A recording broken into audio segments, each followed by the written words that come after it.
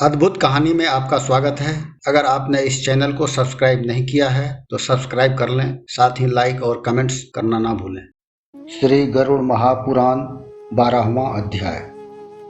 इस अध्याय में एकादशाह विधि का वर्णन किया गया है। गरुड़ बोले, हे सुरेश्वर, आप एकादशाह के कृत्यों की विधि बतलाइए, और हे जगदीश्वर, वृषोत्सर्ग का विधान भी बतलाइए। श्री भगवान बोले, 11वें दिन प्रभात काल में ही जलाशय, नदी, तालाब या कुएं आदि पर जाकर प्रयत्नपूर्वक संपूर्ण और हृदयिक क्रिया करनी चाहिए। इसके लिए वेद और शास्त्रों के अध्ययन मनन में तत्पर ब्राह्मणों को निमंत्रित करें और हाथ जोड़कर नमस्कार करके उनके प्रेत की मुक्ति दिलाने हेतु प्रार्थना करें। आचार्य भी स्नान और संध्या वंदन आदि करके शुचि होकर 11वें दिन के लिए विहित कृत्यों को विधिवत संपादित करें। 10 दिन तक मृतक का श्राद्ध मंत्रोच्चारण के बिना केवल उसके नाम तथा गोत्र और उसके साथ प्रेत शब्द का उच्चारण करके करें, किंतु 11वें दिन प्रेत को मंत्र पढ़ते हुए पिंडदान करें। हे गरुड़, सोने की विष्णु प्रतिमा, चांदी की ब्रह्मा की प्रतिमा, तांबे की रुद्र की प्रतिमा और यम की प्रतिमा लोहे की बनवावे। श्राद्ध स्थल के पश्चिम में गंगाजल से पूर्ण विष्णु कलश स्थापित करके उसके ऊपर पीत वस्त्र से वेष्टित विष्णु की प्रतिमा को स्थापित करें। उसकी पूर्व दिशा में दूध और जल से भरा हुआ ब्रह्मा का कलश स्थापित करके उसके ऊपर श्वेत वस्त्र से वेष्टित ब्रह्मा की प्रतिमा को स्थापित करें। तब उत्तर दिशा में मधु और घृत से पूरित रुद्र कलश स्थापित करके उसके ऊपर रक्त वस्त्र से वेष्टित रुद्र की प्रतिमा को स्थापित करें। दक्षिण दिशा में इंद्र के जल से पूरित यम का घट स्थापित करके उसके ऊपर कृष्ण वर्ण के वस्त्र से वेष्टित यम की प्रतिमा को स्थापित करें। उन तीनों कलशों के मध्य में एक मंडल बनाकर उस पर कुशों से निर्मित प्रेत को स्थापित करके पुत्र दक्षिणाभिमुख और अपसभ्य होकर उसका तर्पण करें, और तब विष्णु, ब्रह्मा, शिव और धर्मराज के वेद मंत्रों से तर्पण करें। तब होम करने के पश्चात 10 घटाधिक श्राद्ध करें।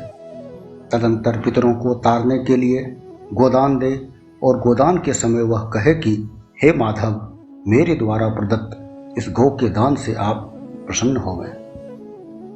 तदंतर उस प्रेत के द्वारा अपने जीवन काल में प्रयुक्त वस्त्र, आभूषण और वाहन, घृतपूर्ण कांस्य पात्र, सप्त धान्य और उस प्रेत की अन्य अभिष्ट वस्तुएं तथा तिलदान आदि 8 महादानों में से जो भी दान अंतकाल में न दिए गए हों, उन सब को भी सैया के समीप रखकर उन सब के साथ उस सैया का दान करें।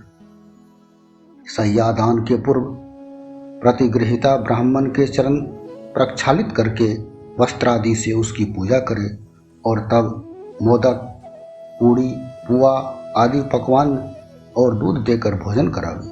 तब पुत्र उस सैया पर सोने की पुरुष प्रतिमा को रखकर उसकी पूजा करके यथाविधि उस मृतक की सैया का दान निम्नलिखित आशय वाले मंत्र को पढ़ते हुए करे। हे विप्र, मैंने प्रेत की प्रतिमा और समस्त दान सामग्री सहित यह प्रेत सैया आपको समर्पित किया है। ऐसा कहकर कुटुंब परिवार वाले ब्राह्मण को सैया दान करे, और तब उसकी प्रदक्षिणा करके और प्रणाम करके उसे विदा करे। इस प्रकार सैया दान करने से तथा नवश्राद्ध आदि करने से और विधान पूर्वक वृषोत्सर्ग करने से प्रेत परम गति को प्राप्त करता है। तत्पश्चात 11वें दिन ही विधि पूर्वक वृषोत्सर्ग करे। हीनांग, रोगी तथा छोटे बछड़े को छोड़ सभी लक्षणों से युक्त तथा चक्र और त्रिशूल से चिन्हित वृष का उत्सर्ग करे। ब्राह्मण के लिए रक्त वर्ण की आँखों वाले, पिंगल वर्ण के रक्तिम सिंह, रक्तिम गला तथा रक्तिम खुरों वाले सफेद पेट और काले पीठ वाले वृषभ का उत्सर्ग विहित है। छत्री के लिए सुंदर, चिकने और रक्त वर्ण के वृषभ का उत्सर्ग विहित है। वैश्य के लिए पीले वर्ण के वृष का उत्सर्ग और शूद्र के लिए कृष्ण वर्ण के वृषभ का उत्सर्ग विहित किया गया है। जिस वृषभ के सभी अंग पिंगल वर्ण के हों और पूंछ तथा पैर सफेद हों, उसे पिंगल वर्ण का वृषभ कहते हैं।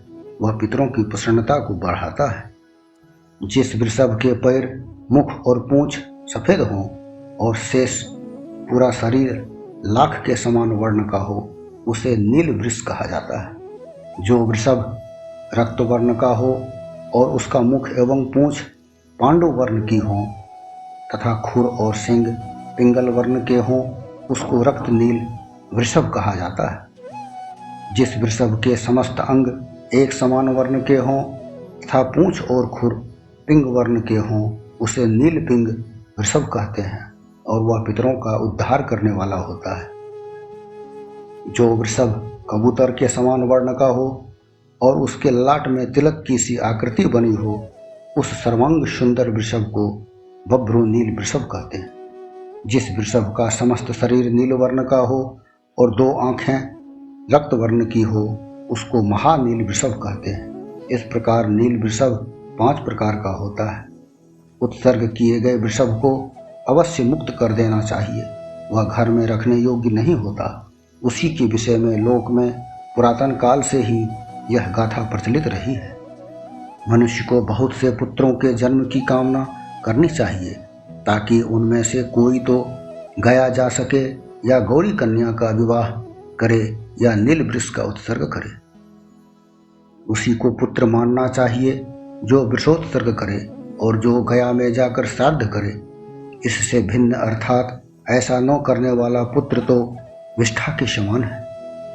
जिस किसी के जो कोई भी पूर्वज रौरव आदि नरकों में यातना पा रहे हों, वह अपने 21 पीढ़ी तक के उन पूर्वजों को वृषोत्सर्ग करके तार देता है। गरुड़ महापुराण धर्मकांड प्रेत खंड में बतलाया गया है कि यदि एकादशाह के दिन वृष उपलब्ध न हो सके तो कुशों का या पिष्ट यानी जौ आदि के आटे का या मिट्टी का वृषभ बनाकर उसका उत्सर्ग।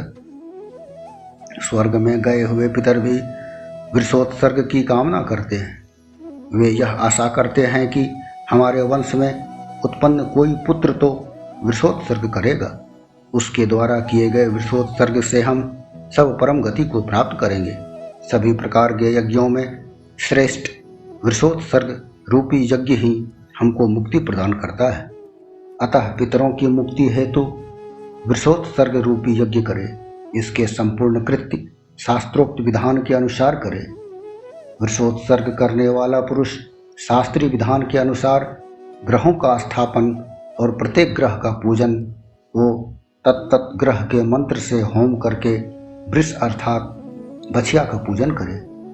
बछड़ा और बछड़ी को लाकर उसको कंकन बांधे और विवाह संस्कार के विधि विधान से स्तंभारोपण करे। वृष यानी बछड़ा और बछड़ी को रुद्र कलश के जल से स्नान करावे और चंदन, रोली तथा पुष्पमाला आदि से उसका पूजन करके उनकी प्रदक्षिणा करे। वृष की पीठ पर दाईं ओर त्रिशूल और बाईं ओर चक्र का चिन्ह अंकित करावे और तब उसे छोड़ते हुए पुत्र हाथ जोड़कर इस मंत्र को पढ़े। तुम पुरा काल में ब्रह्मा के द्वारा वृष रूप में निर्मित धर्म हो। तुम्हें मैंने उत्सर्ग रूपी जो दान दिया है उससे प्रसन्न होकर तुम मुझे भवसागर से पार लगाओ। इस मंत्र को पढ़ते हुए नमस्कार करके बछड़ा और बछड़ी दोनों को छोड़ दे। ऐसा करने वाले उस पुत्र पर मेरा वरद हस्त रहता है और जिस प्रेत के निमित्त यह वृषोत्सर्ग किया जाता है उसको भी मैं मोक्ष प्रदान करता हूँ। अतः वृषोत्सर्ग अवश्य करना चाहिए। मनुष्य अपने जीवन काल में इसे करने पर भी वही फल प्राप्त होता है। पुत्रहीन मनुष्य स्वयं अपने हाथ से वृषोत्सर्ग कर देने पर मृत्यु के बाद सुखपूर्वक परम गति को प्राप्त करता है। कार्तिक आदि शुभ मासों में सूर्य के उत्तरायण होने पर शुक्ल पक्ष अथवा कृष्ण पक्ष में भी द्वादशी आदि तिथियों में सूर्य ग्रहण और चंद्र ग्रहण काल में पवित्र तीर्थ में उत्तरायण के दिन तथा दक्षिणायन के दिन तथा दोनों विषुओं अर्थात मेष संक्रांति और तुला संक्रांति के दिन वृषोत्सर्ग किया जा सकता है।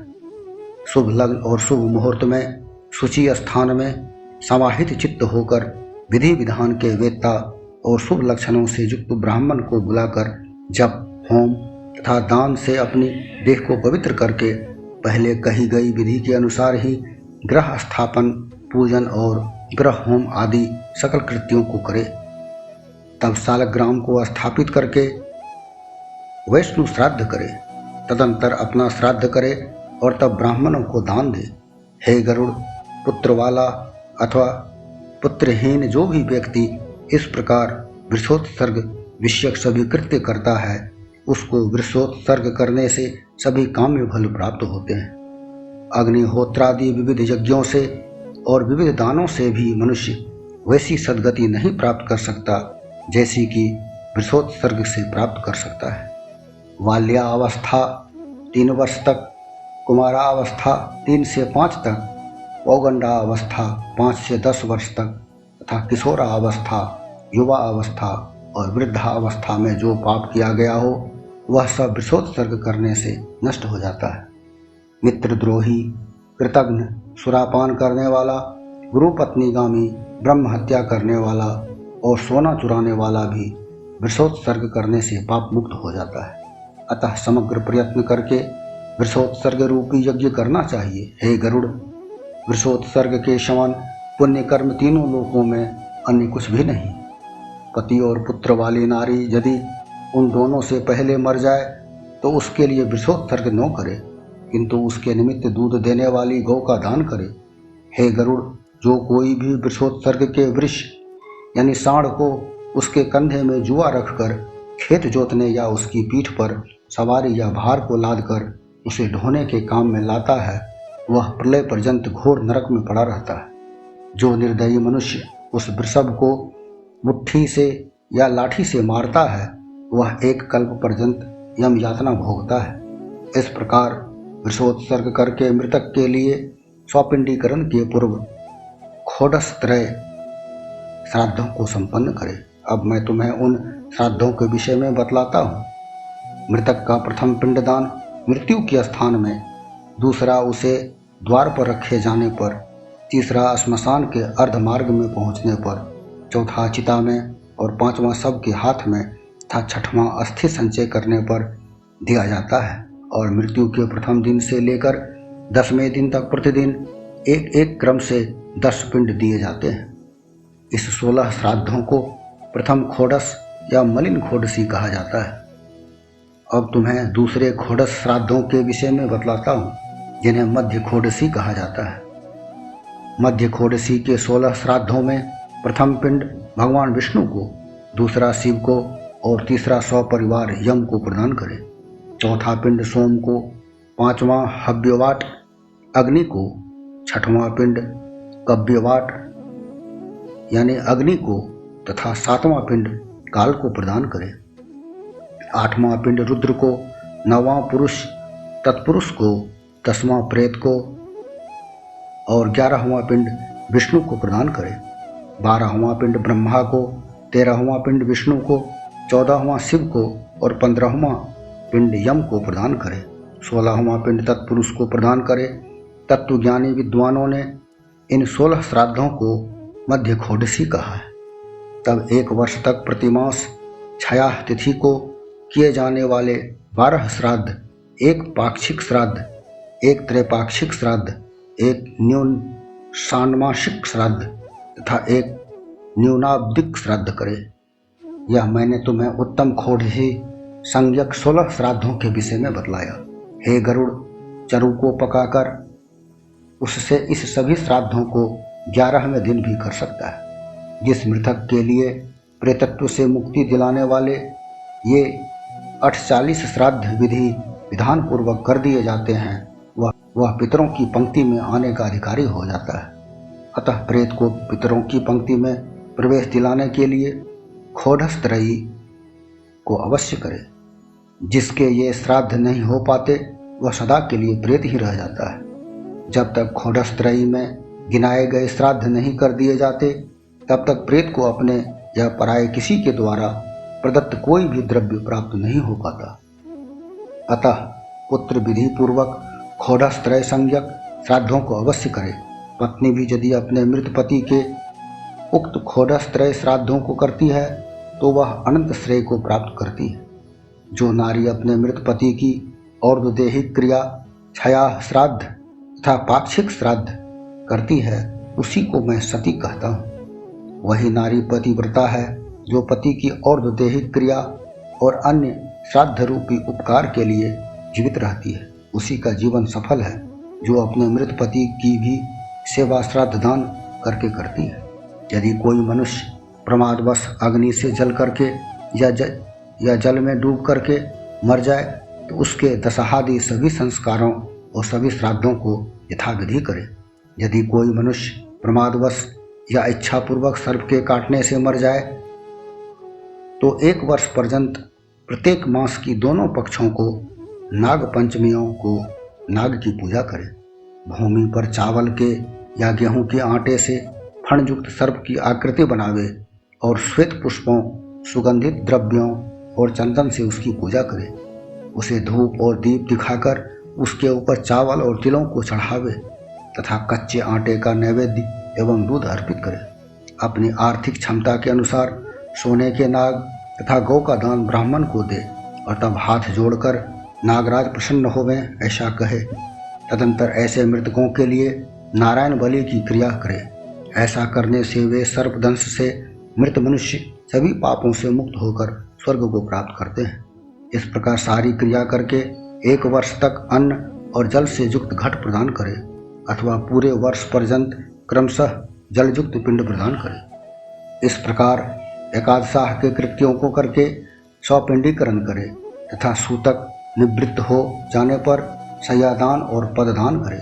इस प्रकार श्री गरुड़ महापुराण सारोद्धार में एकादशाह विधि निरूपण नामक 12वां अध्याय पूर्ण हुआ।